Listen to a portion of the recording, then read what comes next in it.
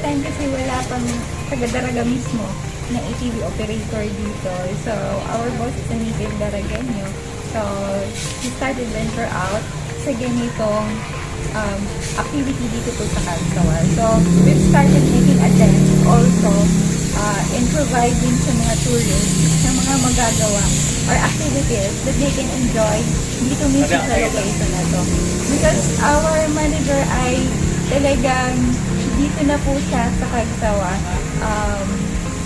kumbaga, doing his business from the souvenir stores and all that. So, he thought of adding other things na could offer po sa mga turista, and this is the ATV adventure po.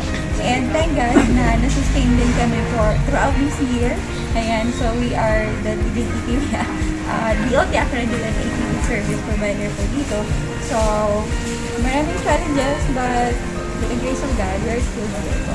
Hamster wheel naman, nisimula naman siya with the idea na paano pa mag-spend ng maraming time yung mga turista dito sa Cagsawa. So, other than our legendary na si Cagsawa Ruins, and the souvenir stores dito sa Cagsawa, this ATV adventure.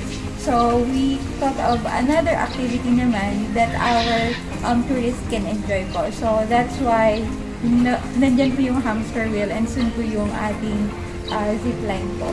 So, we kind of adding more activities dito sa Cagsawa. We are looking forward na patuloy na kumalma na po ang Mayon, and we can do yung long trail po sa mga susunod na araw. We are inviting you po to visit us here sa Cagsawa po. Mayon is Skydrive ATV Adventure in our hamster wheel, and soon po yung zipline po. So, you can spend your time here po dito sa location na to, and you can bring your families, your friends, everyone here po. Thank you po.